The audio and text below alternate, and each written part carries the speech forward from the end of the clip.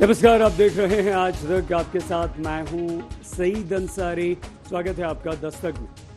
Corona के खिलाफ जंग देश जीत जाएगा, लेकिन इस जंग के रास्ते में कुछ कांटे आ जाते हैं। उनमें से एक कांटा है रैपिड टेस्टिंग किट्स, जिसे सरकार ज्यादा से ज्यादा मंगवा रही है और बनवा रही है ताकि ज्यादा से ज्यादा लोगों के टेस्ट हो सके। लेकिन दिल्ली में ही बेहिसाब मुनाफे के लिए ब्रोकर्स ने टेस्ट किट्स बेचना शुरू कर दिया, बगैर किसी हिसाब किताब के और बगैर सरकार की इजाजत के। हमारे अंडरकवर रिपोर्टर मोहम्मद हिजबुल्ला और मिलन शर्मा ने दिल्ली से गाजियाबाद तक ऐसे लोगों का पर्दाफाश किया है जो कोरोना की इस संकट की घड़ी को और बढ़ा रहे हैं, फायदा उठा रहे हैं।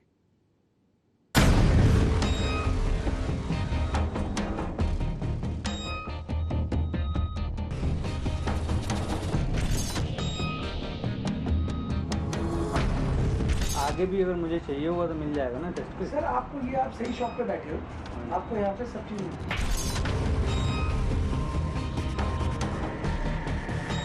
जो भी मांगता है कोई 100-200 पीस तो देता नहीं है। कोई भी देता है 5,000, 10,000, 20,000, 5,000, 10,000, 20,000। किस कंपनी की? Onefo। अच्छा। टेस्ट किट्स की खरीद फरोख्त पर बड़ा खुलासा। बाजार में सरेआम बिक रहे हैं रैपिड टेस्ट किट्स। घर में जांच के लिए खरीदे जा रहे टेस्ट किट्स।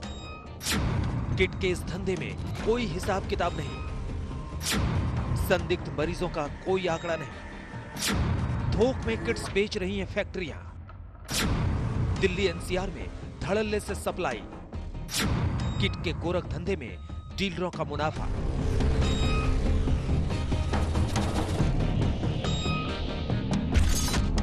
समूचा देश वैश्विक महामारी से लड़ रहा है जिसको कोरोना कहते हैं, लेकिन इसमें भी इलाज के नाम पर मुनाफाखोरी का धंधा चल रहा है।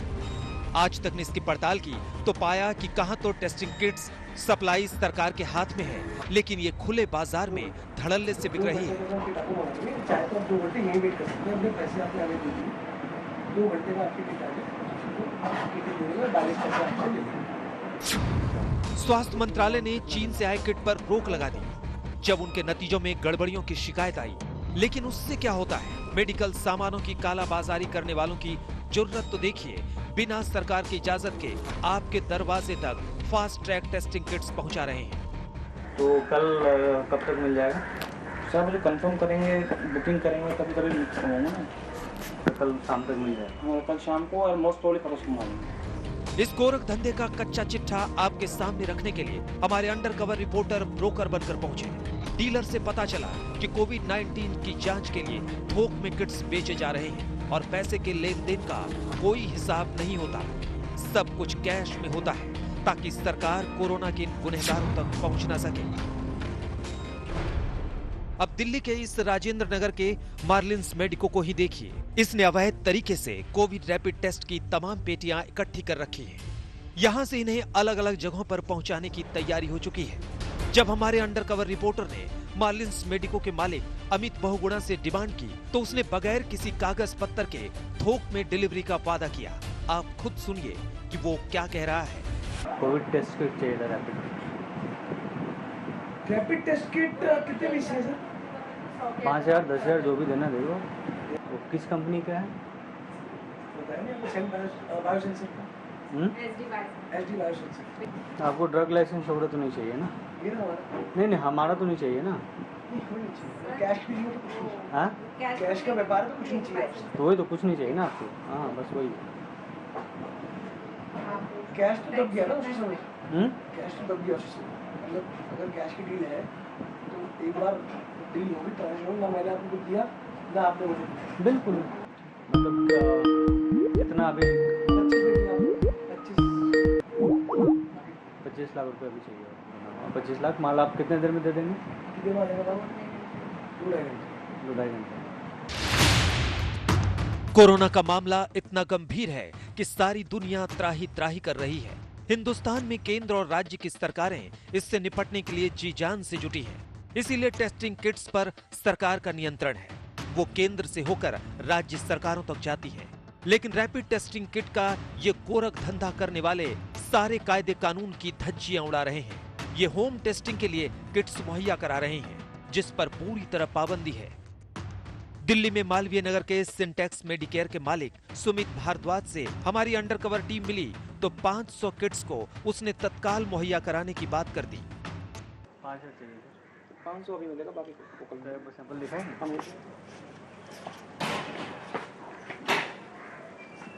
और पेमेंट आपको बिल चाहिए तो कौन जाएगा, और बिल नहीं चाहिए कैश मतलब कैश हो जाएगा ना? हाँ जी, 100% कैश। बिल्कुल। ठीक है, तो उसमें आपको कोई डॉक्यूमेंट्स वगैरह हमारा तो नहीं चाहिए ना? नहीं चाहिए। तो कोई ड्रग लाइसेंस वगैरह कुछ नहीं? बिल होगा तो चाहिए। नहीं, हम तो कैश में ले रहे हैं। हाँ, फिर कुछ नहीं चाहिए। ड्रग लाइसेंस वगैरह कुछ नहीं चाहिए ना? कुछ नहीं चाहिए।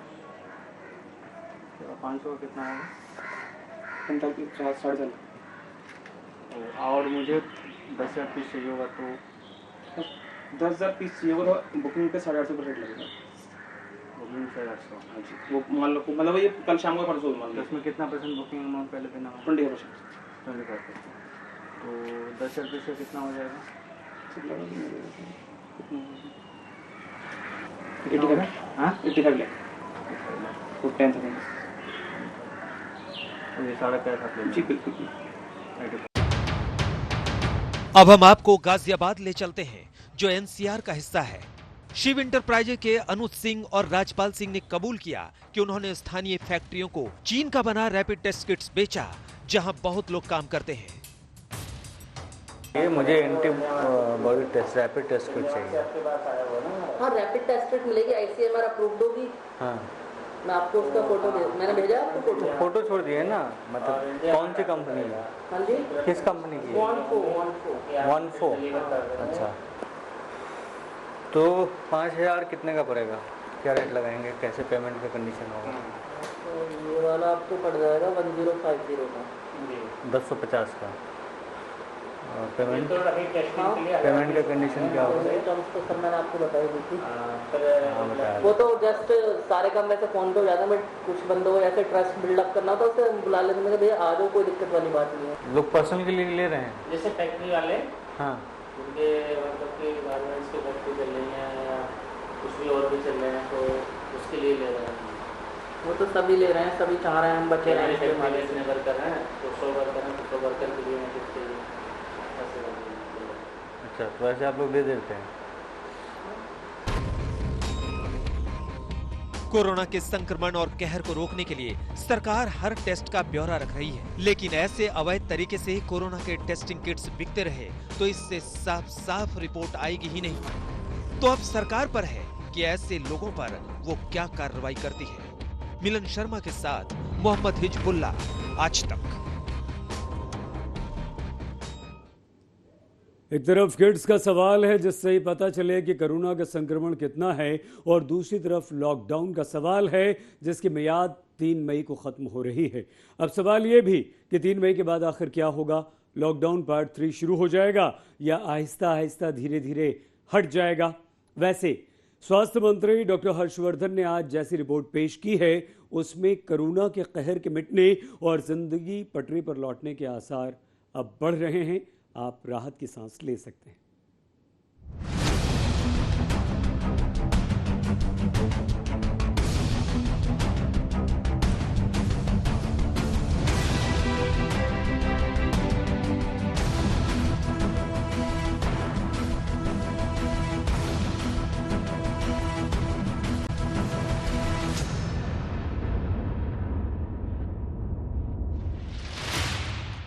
है 130 करोड़ का हिंदुस्तान आज 2 ही सवालों का उत्तर जानना चाहता है। एक तो ये कि कोरोना कब खत्म होगा, और उसी सवाल में नथी दूसरा सवाल है कि देश पर लगा बंदी का ताला कब खुलेगा। पहले सवाल का कुछ कुछ जवाब तो स्वास्थ्य मंत्री हर्षवर्धन ने दे दिया कि पूरा देश ना सही लेकिन 80 जिले तो कोरोना मुक्त हो ही गए। 80 districts in India have not reported a fresh case since the last 7 days. 47 districts have not reported a case for the last 14 days. 39 districts have not reported a case for the last 21 days. And 17 districts have not reported a case for the last 28 days. स्वास्थ्य मंत्री हर्षवर्धन ने ये खुशखबरी सुनाई है कि 80 जिलों में पिछले 7 दिनों में कोरोना का एक भी मामला सामने नहीं आया है। 47 जिले ऐसे हैं जिनमें 14 दिन से कोई मरीज नहीं निकला, जबकि 39 जिले तो 21 दिन से कोरोना शून्य है। कोरोना की थमती रफ्तार की गवाही पिछले 3 दिनों के आंकड़े दे रहे हैं कि इस दौरान मरीजों की संख्या 10.9 दिन में दोगुनी हो रही है। For the last 14 days, our doubling rate had been 8.7, and for the last 7 days it had been 10.2, and today for the last 3 days when we calculate it is roughly 10.9. So I think that's a very, very significant progress. तो क्या सरकार की तरफ से आए ये आंकड़े इस बात के सबूत बन सकते हैं कि 3 मई के बाद लॉकडाउन खुल सकता है? सोमवार को मुख्यमंत्रियों संग वीडियो कॉन्फ्रेंसिंग में प्रधानमंत्री मोदी ने राज्य सरकारों से कहा था कि वो एग्जिट पॉलिसी बनाएं। ऐसा इसलिए भी जरूरी है कि देश के एक बड़े हिस्से में कोरोना का कहर जारी है। कोरोना प्रभावित टॉप 5 राज्यों को ही देख लीजिए।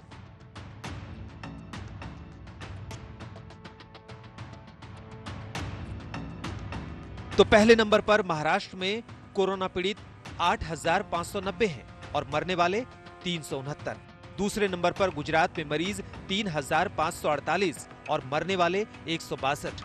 तीसरे नंबर पर दिल्ली में कोरोना पीड़ित 3,108 हैं और मरने वाले 54। चौथे नंबर पर राजस्थान में पीड़ित हैं 2,262 और मरने वाले 46 हैं। पांचवें नंबर पर मध्य प्रदेश में मरीज हैं 2,168 और मृतक हैं 110। आलम यह है कि इन 5 राज्यों में ही समूचे देश के 66% कोरोना के सताए लोग हैं। देश में 129 जिले आज भी हॉटस्पॉट बने हुए हैं। ऐसे में इन राज्यों में पूरी तरह ताला खुलने के आसार नहीं दिखते। लेकिन जहां भी हालात थोड़े बहुत सुधर रहे हैं, वहां छूट मिलने लगी है। दिल्ली में रोजमर्रा की छोटी मोटी जरूरतों की दुकानों के ताले अब खुलने लगे हैं। ऐसा इसलिए हो रहा है कि कोरोना का बड़ा सेंटर होने के बावजूद यहां उसकी रफ्तार धीमी पड़ने लगी है। नहीं देखिएगा, ऐसे नहीं देखा जा सकता। इसका ना ये रेट ऑफ ग्रोथ है, पर डे ग्रोथ वर्सेस भाई डबलिंग कितने दिन में हो रहा है। अभी दिल्ली का जो डबलिंग है लगभग 13 दिन में आ रहा है और देश का डबलिंग है 9.1 डेज। तो डबलिंग के हिसाब से इस टाइम दिल्ली भी। वैसे ही अलग अलग राज्य और इलाके अपनी बेहतर स्थिति की दुहाई दे रहे हैं, लेकिन कोरोना का खतरा इतना बड़ा है कि 4 राज्यों के मुख्यमंत्री एकदम से लॉकडाउन खोलना तो दूर, इसको बढ़ाने के पक्षधर हैं। लेकिन इस बीच कांग्रेस ने पूछा है कि 3 मई के बाद जो कुछ होगा उसमें सरकार का रोड मैप क्या है। Our chief minister specifically requested the prime minister yesterday to tell the nation what is the strategy, exit strategy from lockdown. So what is the government strategy on health front and economic front in terms of post lockdown period? What is the roadmap for the future post 3rd of May? How is Prime Minister going to come out with Financial Action Plan Part 2? अब सबकी निगाहें प्रधानमंत्री नरेंद्र मोदी पर है कि वो 3 मई के बाद के लिए क्या ऐलान करते हैं। आज तक ब्यूरो। हमें विश्वास इस बात का है कि कोरोना से जंग में हमें सफलता जरूर मिलेगी, लेकिन इसमें एक कांटा तो इस बीमारी पर भी है। ये कांटा क्या है, ये बीमारी क्या है, किस तरह से हमें इस जंग में आगे बढ़ना है, क्योंकि बीमारी पर भी चढ़ गया है धर्म का चश्मा। उत्तर प्रदेश के बीजेपी विधायक सुरेश तिवारी की एक सांप्रदायिक टिप्पणी से देश में भूचाल मच गया है। उस पर बीजेपी अध्यक्ष जेपी नड्डा खुद इतने नाराज हुए कि प्रदेश अध्यक्ष स्वतंत्र देव सिंह को एक्शन लेने के लिए उन्होंने कह दिया। विधायक को अब 1 हफ्ते में जवाब देने के लिए बीजेपी अध्यक्ष की तरफ से कारण बताओ नोटिस दे दिया गया है।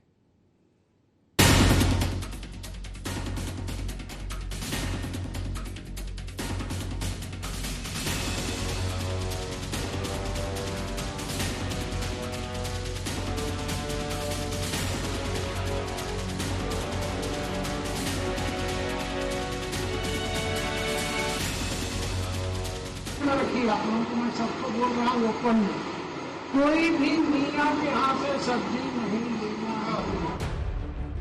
भारत का संविधान कहता है कि हम एक धर्मनिरपेक्ष राज्य हैं, यानी धर्म के नाम पर इंसान में कोई भेदभाव नहीं होगा।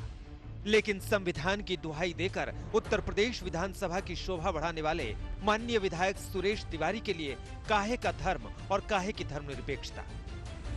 और एक चीज ध्यान में रखिए, आप लोगों को मैं सबको बोल रहा हूँ ओपन में, कोई भी मियाँ के यहाँ से सब्जी नहीं लेना। दिल्ली मुकदमा था। पिछले दिनों सोशल मीडिया पर ऐसे वीडियो वायरल हुए जिनमें एक समुदाय विशेष पर फलों सब्जियों को दूषित करके बेचने का आरोप लगा। लेकिन तिवारी जी की जुबान चली तो विरोध शुरू हुआ।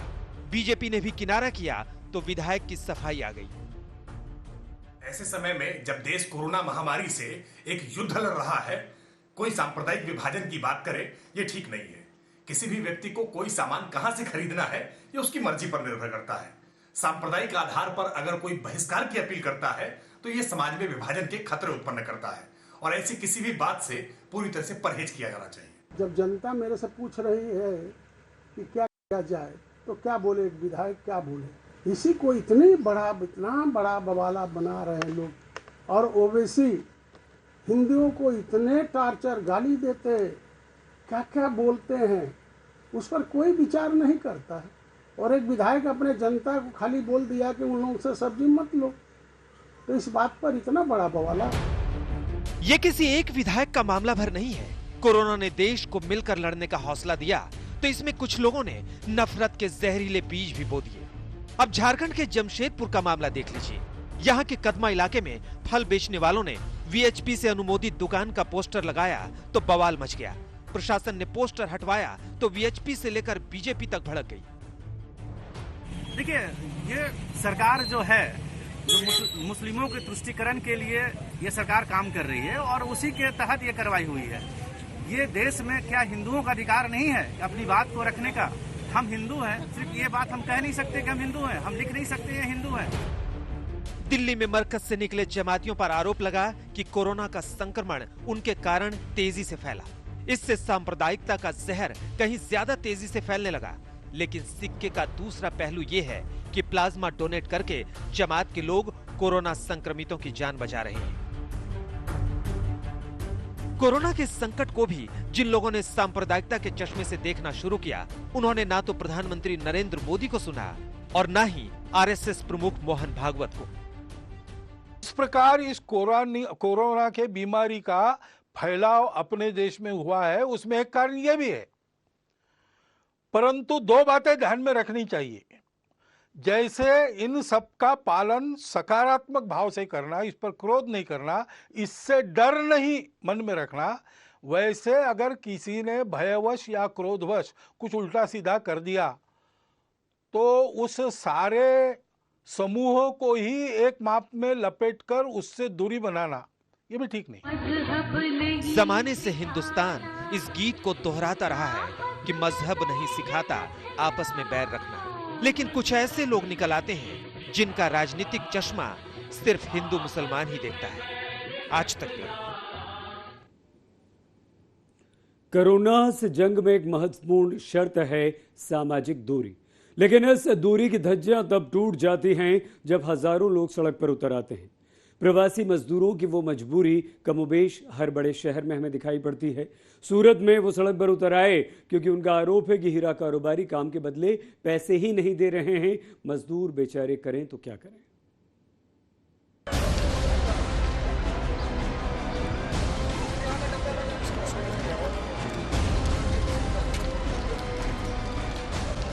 मजदूरों का ये हुजूम कोरोना से कम पेट की आग से ज्यादा डरा हुआ है। सूरत में हीरा कारोबारियों के यहाँ काम करने वाले इन लोगों के पेट में भूख है, लेकिन जेब में पैसा नहीं कि अपने लिए खाने का इंतजाम कर सकें।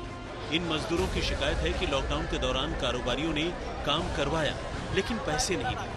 अब वो सड़क पर उतरे तो पुलिस ने उनको ही देश प्रेम का पाठ पढ़ा दिया। भारत देश के नागरिक हो, तुम्हारी भी जिम्मेदारी नहीं बनती है?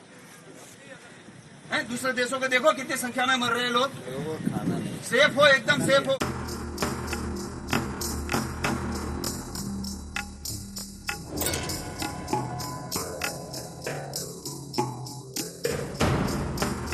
हालत ये हो गई कि सूरत के बीजेपी सांसद के घर के बाहर उन लोगों की लंबी कतार लग गई जो घर वापस जाने के लिए पास बनवाना चाहते थे। दरअसल गुजरात में कोरोना मरीजों की संख्या 3,548 है। इसमें अहमदाबाद में 2,378 जबकि सूरत में 556 लोग बीमार हैं। इसके लिए सेंट्रल टीम ने अहमदाबाद और सूरत का दौरा कर कुछ अहम सुझाव दिए। सूरत में प्रवासी श्रमिकों के लिए प्रशासन, एनजीओज और इंडस्ट्रीज ने मिलकर फूड पैकेट्स और राशन किट्स का इंतजाम किया है। वितरण के समय सभी सोशल डिस्टेंसिंग के प्रोटोकॉल का बहुत अच्छी तरह अनुपालन करते हैं। साइकिल पर सवार ये दिहाड़ी मजदूर हैं जो दिल्ली और पंजाब से चलकर बिहार अपने गांव पहुंचने के लिए निकल चुके हैं। इनका भी वही दर्द है कि कोरोना से पहले भूखे पेट से लड़ना है, इसलिए साइकिल से ही मंजिल पर निकल पड़े। दिल्ली और दूसरे इलाकों से लगातार लोग चलते हुए आ रहे हैं। कोई पैदल आ रहा है, कोई साइकिल से आ रहा है और हम आपको दिखा सकते हैं कि कई ऐसे लोग हैं जो कई दिनों से साइकिल से चले आ रहे हैं। ये बताइए आप लोग कहाँ से आ रहे हैं? दिल्ली से सर आ रहे हैं। दिल्ली से? बिहार जाना है? जी जी बिहार जाना है। कहाँ बिहार में जाएंगे? पूर्वी चंपारण जी। तो आप लोग को लगता है कि फिर तुरंत वापस आ पाएंगे? आप रहेंगे भी गाँव में कुछ दिन? अब सर जब तक सरकार का लॉकडाउन है तो लॉकडाउन का तो हम लोग को पालन करना है। जब तक हम लोग खाने पीने के नहीं है यहाँ पे, घर पे जाएंगे घर सुरक्षित, या सरकार दे हम लोग अपने से खाएं, घर पे जाएंगे अपने खाएंगे आराम से तो रहेंगे। लॉकडाउन का पालन कर लेंगे। मोदी सरकार का जो पूरा जो हो जाएगा वो हम ही लोग के लिए कर रहे हैं, वो अपने लिए नहीं कर रहे हैं। जो कर लेंगे सब, जब पूरी बीमारी खत्म हो जाएगा फिर हम लोग वापस आ जाएंगे। दिल्ली से 4 दिन का सफर तय करके ये लखनऊ पहुंचे हैं, लेकिन इनका इस तरह जाना बताता है कि हुकूमतों के दावे कैसे गरीब आदमी की हकीकतों से टकराकर चूर चूर हो जाते हैं। आलम यह है कि उत्तर प्रदेश में दूसरे राज्यों से आने वालों का तांता लगा हुआ है। पिछले शनिवार को हरियाणा से 2,224 लोग पहुंचे। रविवार को 9,800 लोग अपने घरों तक पहुंचाए गए। मध्य प्रदेश में गुजरात से शनिवार को करीब 2,400 मजदूरों को लाया गया।